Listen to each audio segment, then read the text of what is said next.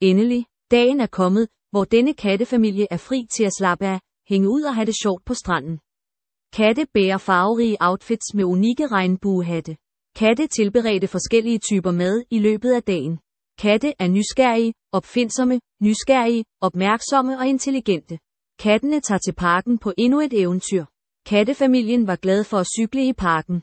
Naturskønne illustrationer, havens grønne omgivelser er fyldt med smukke flerfarvede blomster.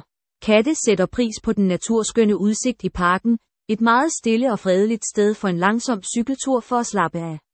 Katte er meget venlige og charmerende og tilpasser sig godt i forskellige livssituationer. At trække frisk luft i haven er en sund vane.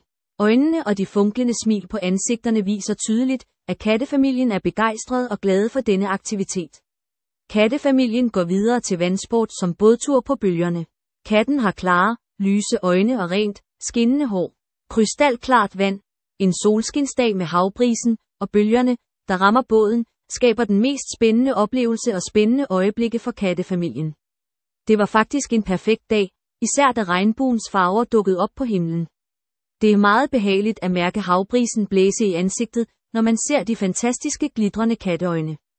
Alle kattene smiler, synger og hopper på båden. Båden begynder at bevæge sig hurtigere, hvilket skaber mere spænding. Læn dig tilbage og gør dig klar til et endnu mere spændende eventyr. Katte er gode kammerater og elsker at prøve nye ting. Dernæst er det at surfe på bølgerne og mærke adrenalinsuset ved at ville have mere af dette. Evnen til at balancere på et surfbræt er meget vigtig for at blive på brættet længere.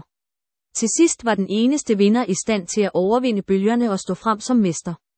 Konsekvent vedholdenhed og beslutsomhed fører til stor succes.